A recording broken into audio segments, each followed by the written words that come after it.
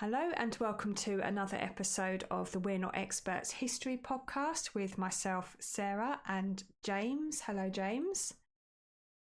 Hello. You good? I'm waving, by the way. Oh, okay. James is waving, everyone. I'm waving. Hello. Yeah, that's my answer to that question. Oh, fair enough. Yeah. Typical British answer. You're right. It's Yeah. I'm breathing. Well, that's something to be grateful for. So it's your turn today. What are we talking about? What are you talking about? Today, I'm going to tell you about Gef. Gef. Okay. I'll leave that exciting opening now to tell you about Gef. Basically, I'm taking you back to the 1930s to a small isolated farmhouse owned by the Irving family, which was in a place called Cashan's Gap on the Isle of Man. Right. And they started to experience some initially subtle manifestations around this time, around September 1931. Okay, so is this a spooky thing? It sounds like a spooky thing, but okay, yeah, okay, sorry. Sort of, yeah. Continue. So yeah, you had them. Oh, very kind of you. They had some small, persistent disturbances, and the farmer, Mr. Irving, and his wife and their teenage daughter, whose name I believe is Voirey, Voirrey, initially noted some faint sounds of scratching and tapping and rustling that seemed to be coming from within this hollow void behind some partitions of this old stone dwelling they're living in. Okay. And these inner walls were clad in wood cladding and proved to be ideal acoustically in transforming the very simple movements of this unseen resident into quite unnerving, close disturbances. Now, initially, the family, being rational people, just thought the commotion was just an infestation of mice or rats. But they'd put down your usual traps and they'd catch nothing. There was nothing. It carried on. Whatever was making this noise the traps didn't stop it. Okay. So straight away, well, you assume it's a mice or rat. You put traps down. They're not catching anything, and the noise is carrying on. So that's annoying. Yeah, I would annoying. be quite annoyed. Now the sounds quickly become more complex and more intense, and over a period of weeks, these faint scurrying sounds evolved into a distinct animal mimicry, including they were hearing like the sounds of spitting and growling and barking. I don't like that. Alongside, they were also having high-pitched vocal noises that were quite unsettlingly reminiscent of a baby crying. And the farmer, who was getting frustrated with this and trying to intimidate whatever was trapped within his house, resorted to shouting and growling loudly back at the wall to try and confront or to scare whatever it was. Yeah. Only for the creature to growl back at him, just as equally, just being as ferocious as he was. Oh, I'm moving out by that point. I'm done. Well, I don't know. This obviously is quite an unexpected interaction with whatever it was. It sort of triggered the next phase of this phenomenon. Here we go, that bloody word again. And this creature began attempting to vocalize. So as the farmer speaks to it through the thin panel, usually reciting simple nursery rhymes, as you do whenever I think there's been a mouse in the house. The first thing I do is go and get the nursery rhymes. Yeah, and try and sing it a lullaby as well while you're at it. Exactly, yeah. But this, whatever it was, started repeating the words back to him. Oh. And within a short time, these, what was just noise, became full, coherent sentences delivered in a loud, clear voice, which the family described as being 1 or 2 octaves higher than a human voice and being quite high, screechy noises. Oh. When he was asked, well, who are you then? He said his name was Gef, and he insisted it was spelled Gef. And he also declared that he was an extra, extra clever mongoose. Oh. It gives his own identity of this hidden resident And I suppose you've launched the family into quite a strange situation. That's the last thing Yeah. I'd expect. Yes, it's a mongoose. After all that, it's a talking mongoose. I can't believe we put traps down. Yeah. So, following this development of the clear speech from Gef, the family quickly, he installed himself really with the family as a highly unique, I suppose, contradictory member of their small household. So he wasn't really a pet. He was, I suppose, a lodger, really, just wasn't paying. No. But I'm assuming they haven't seen him at this point. He's just behind the panelling. He is, he's just invisible to them. Right, but There's they a can voice in hear him noises. and, yeah, okay. Yeah, he's just living within the woodwork and the cavities in the ceiling. And it became an almost constant source of tittle-tattle and entertainment. And his voice, this high-pitched shriek that could at times sound very, very clear, was almost constantly present. It would interrupt conversations, it'd interject with sharp jokes, or it would burst into song. And he particularly enjoyed singing the popular tunes of the era, such as one called Caroline and Moon, apparently. Sometimes changing the lyrics to more, how can we put it, dodgy. And they're just kind of that they're just okay with this. They're not. I mean, I would be ripping the panelling out to get this thing out.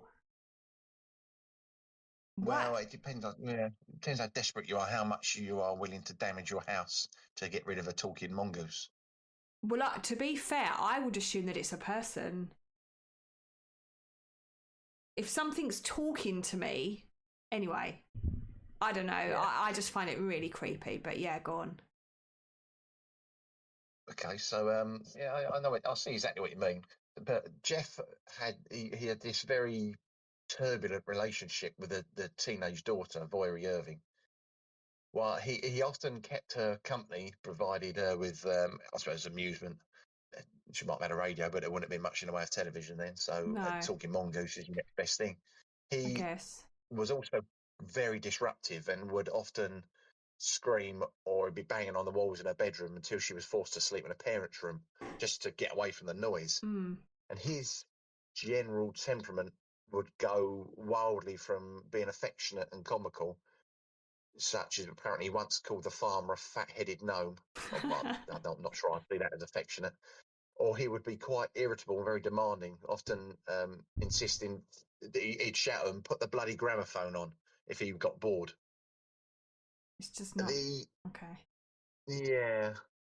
So this invisible entity, I suppose the function extended far beyond just his conversation, and it positioned himself as a kind of unseen spy and a domestic aid. And Gef he claimed he had this ability to leave the house and would ramble across the island whilst remaining invisible, obviously. And he would frequently prove this by gathering little bits of stories, tittle-tattle, chatter from the nearest villages. And he'd have information about the private lives and the conversations and basically the personal business of the neighbours, which lent support to the family's incredible claims that their house was inhabited by a clever mongoose. Yeah. Nosy mongoose. Yeah. I mean, I think they'd obviously think if you've got a mongoose who's talking to you, you're going to interrogate him. And he claimed that he'd been born in New Delhi in India in 1852, which would have put him in his 80s at the time. Right. He claimed that he claimed to be the ghost of a weasel, as well as being this very extra clever talking mongoose. He would also he had demands for specific food items, which I think if you're on the sceptical side of this, which I think most sensible people are, would see it as a hint as to the origins of Gef. And obviously, if you're a wild mongoose, their diet would consist of insects and rodents, eggs, things like that. But his favourite treats were very human, and perhaps that of a teenage girl. He'd often request the Chocolate. family to, basically chocolate, biscuits, bacon, and occasionally sausage, and they'd leave these little bits out for him on a plate, which they would then mysteriously find he'd been eaten. Oh. Yeah, Yeah, this is suspicious. freaky. Yeah, but he also claimed to have like a protective use as well, and he would act as this weird guardian of the house, and he would issue a sharp verbal warning when strangers or unfamiliar dogs approached the house. So obviously he was warning the occupants rather than shouting out the window, telling people where to go.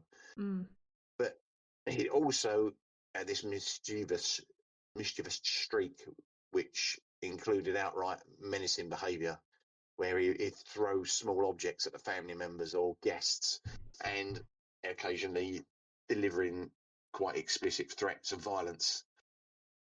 It's like if he was bothered, he would kill all of the poultry on the farm, which makes more sense for a weasel or whatever he's claiming to be. Yeah. Yeah, it's ghost of a weasel, and then he says a mongoose. What a pleasant Is a weasel a individual. mongoose? Yeah, yeah. Yeah. But he's this constant activity and bizarre revelations cemented his status not as just a house ghost, but as almost an earthbound spirit. I've read, capable of being able to manipulate his surroundings. It's strange, yeah. Considering he was invisible, he was seen. I think he was described by the daughter as being about the size of a rat with a big yellow, fluffy tail. Oh. Is that a mongoose?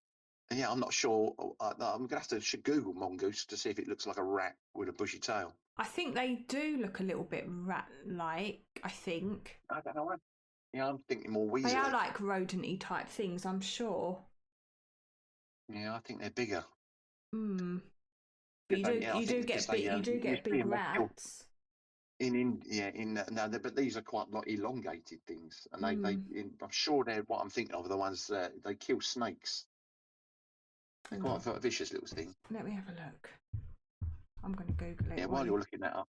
So the while all this is being claimed, it's making the newspapers, and it quickly transcended. As I say, it transcended the local gossip of the Isle of Man and becomes spreads across Britain and probably across the world when you've got such a daft story. And this little farmhouse, it looks a bit like. Sorry, I just butted in. It looks a bit like kind of a cross between a weasel and what's that other thing called? You're not helping. A meerkat. Come on, Goose. A meerkat, a weasel and a meerkat. Yeah, because there's a picture here of one standing up on its hind legs, but there is a picture of one eating a snake, so that's correct what you said about the snake. That is what I'm thinking of, yeah. Yeah, and it has got kind of not a bushy tail, but I mean, it's definitely rodent-y looking. I mean, it doesn't look like a rat, but it looks like some form of rodent, yeah. I wouldn't want that in my house. Well, especially if it was talking to me. Yeah, but if it was talking to me and I knew it was behind the walls, Anyway, sorry. Yes. Anyway, so it's everything that's going on in this isolated little farmhouse. It become like a perfect testing ground for the paranormal investigators of the time.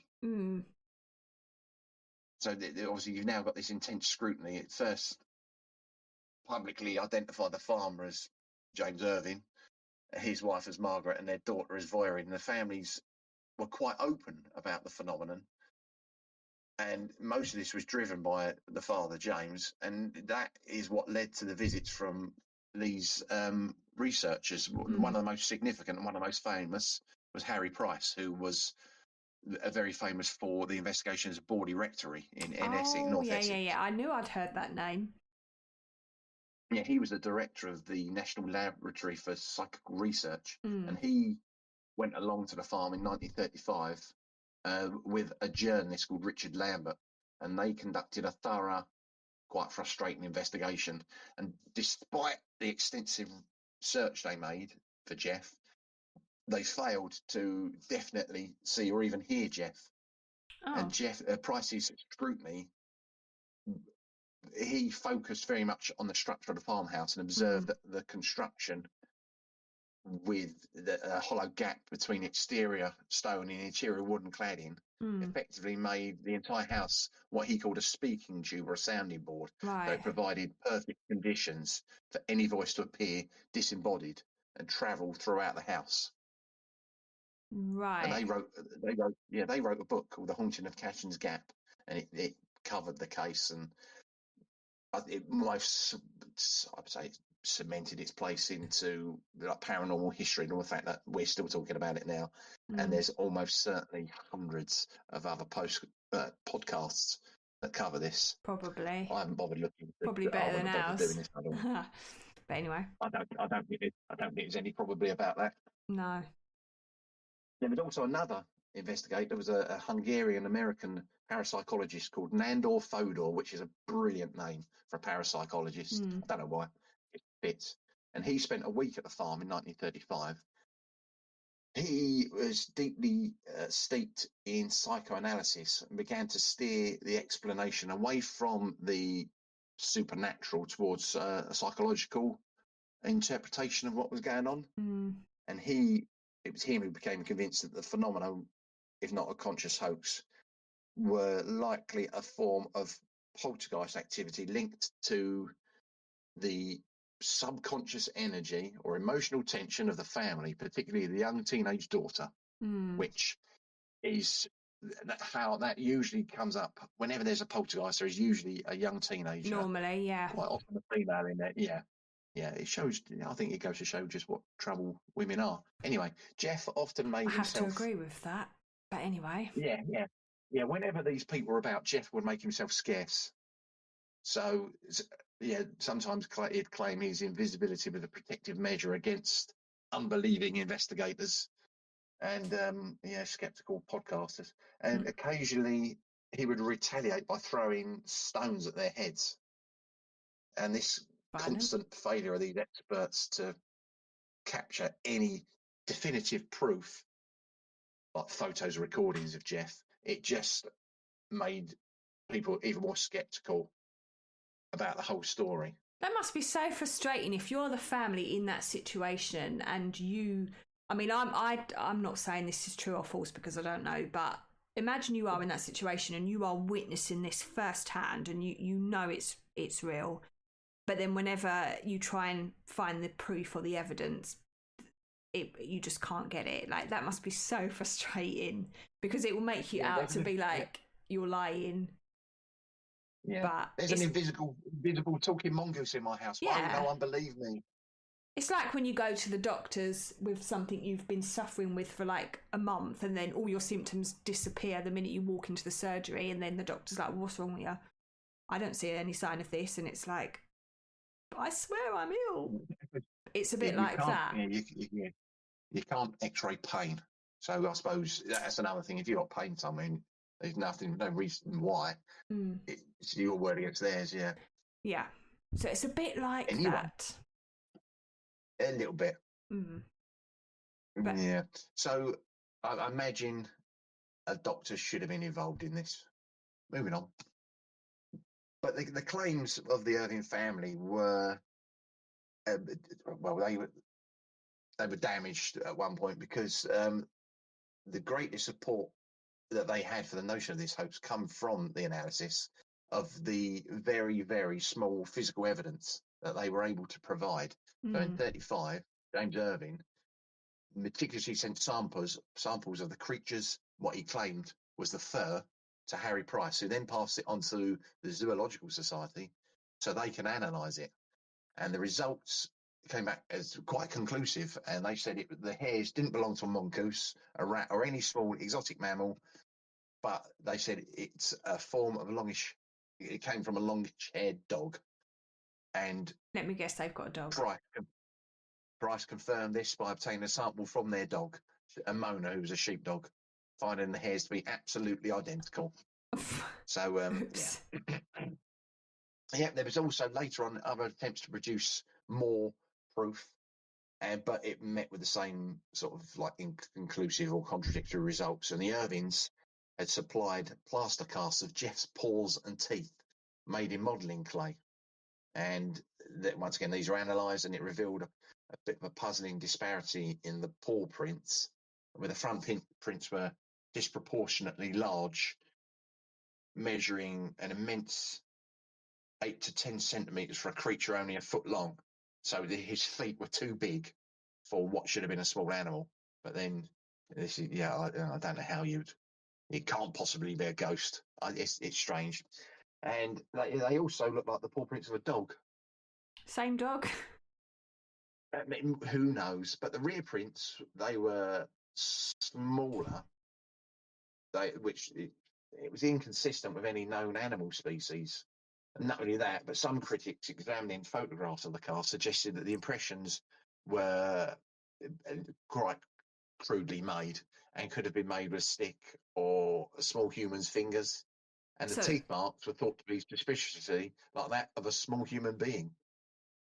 So potentially they are trying to create their own evidence, whether it's out of desperation or whether it's because it is actually a hoax and it's all just a load of rubbish. It's not helping them. Why didn't they just whack their iPhones out and just try and get some footage that way? It makes you wonder, doesn't it? Because that would have solved it all. Just put your iPhone on a tripod, set it to record. My concern is if it was an iPod, the battery would have gone flat just before it started. Yeah, that does happen quite a lot, actually. Yeah. But then, anyway, the case fractured into three competing explanations. So you got the hoax theory, which, funny enough, remains the most popular one. I would have thought. And yes, most people are assuming it's just a deliberate deception by one or more of the family members with the high-pitched voice. It's funny how many, it makes me laugh that whenever this happens, one of the theories is that one of the children is a very, very good ventriloquist. Why didn't they go into ventriloquism? Yeah. The second theory, which was supported by Nandor Fodor, the parapsychologist, he favoured a psychological phenomenon, and he suggested that Gef was not an independent spirit, but a type of poltergeist. So an external manifestation. His wording, the external manifestation of unconscious telekinetic energy stemming from the emotional or psychological turmoil of a family member, often linked to the transition of the teenage daughter into puberty. Right, like a typical poltergeist, yeah. Yeah, exactly, yeah. Yeah, I had to read it out loud because, it was so beautifully worded. But the third theory basically comes from your supernatural perspective, and it was basically that the Irvings and a minority of researchers insisted that Gef was exactly what he claimed to be, a sentient, extra clever mongoose or interdimensional entity. That is also possible, but I think that's hack. I don't see why an ET would be living in somebody's wall and demanding chocolate and biscuits. It just seems a bit odd, and throwing rocks at people's heads. I think ETs have got better things to do than that, like flying spaceships and stuff. But anyway, at no point did he claim to be from another planet. Yeah. But the intensity of Gef's phenomenon, it sort of faded as they moved into the late 30s, particularly as Voiri grew older, and the novelty of this invisible being sort of wore off. I suppose the newspapers get bored with it as well. And after the death of James Irving in 1945, the farmhouse was sold, and the new owner was a fellow called Leslie Graham, and he claimed in 1947 to have shot and killed a strange, unidentified creature that closely matched Gef's description. And that sort of brought an end to the whole saga. Obviously, where's the body? It was my first question. Yeah. But then, also at some point the farmhouse was destroyed, so there's no proof, there's no evidence now, physical trace of the building or this sounding board behind the walls. No. And that's the story of Gef I wanted to tell you about. Oh, so is that how it ended? I mean, so there's no kind of proof. I thought you were going to tell me at the end. Oh, it was a I don't know, a man that was hiding in their walls or something. No, there's no evidence. It's almost certainly a hoax. One of those, yeah. Yeah, that would be my feeling. Yeah. So I'm thinking back to the Enfield poltergeist. So that was in the 70s. That was like 40 years after this. And obviously a lot of people say that's a hoax. And was it Janet, her name? I think it was something like that. Something like that. I should know it. But a lot of people said it was her who was doing it and she was making the noises. But when she was asked about this, did you fake it? She was quite unhappy to have been asked and to be accused. And she said, you couldn't possibly know what it was like. You weren't there, which is a great answer. Yeah, that's the thing. I still think she did it, but yeah. Yeah, it's a tough one, isn't it? Because, yeah, we weren't there and we didn't experience it. And it's one of those things, it sounds so unbelievable, a talking mongoose, that you think, no, that can't be. That's ridiculous. But how do we know that it wasn't a talking mongoose? Yeah, well, we don't, but we do. On the other hand, we do. Yeah. Yeah, so I just wanted to tell you Gef's story. Well, that was unexpected. That was the last thing I thought you were going to talk about. But yeah, a bit of a weird one, to be honest. And I was kind of waiting for the punchline. I thought at the end you were going to say, it was a man, or it was a random homeless person that had found their way into the house and they were secretly living there. Because I've heard stories like that where people have people living in their attics, or what's it called? Frogging. Frogging. Start with PH. PHROGGING. Frogging. Frogging. So not like squatting, because squatting is when you live in a house that's empty, but you move yourself in without permission. A building, and you just live there. Yeah, but so frogging. Hiding within someone's house. Yeah. Oh, that's creepy. But no, it wasn't that. No. Well, unless Gef was frogging. Yeah. Again, I guess you wouldn't know, would we? We weren't there. Well, no, we won't know now. No. There you go. One of those mysteries that, and I guess all the family have all long gone, so we won't. Yeah, I would have thought so. Yeah. There might be whether Voiry had children or not. I don't know. No, but well, thank you for that. That was a pleasure. That was an interesting way to spend the last half an hour. I don't know how long we've been talking. But thank you for listening, and we hope you enjoyed this podcast. Very random subject, but we do aim to be random. We aim to surprise. Well, James does anyway. You always find the most obscure things to talk about. My podcasts are normally more general things like the Great Fire of London or the Industrial Revolution, and then you just find these really obscure things that no one knows about except for you and talk about them. But it keeps it interesting. But just remember, we are not experts. Definitely not experts. I'm sure you figured that out already. Just two amateurs muddling through history.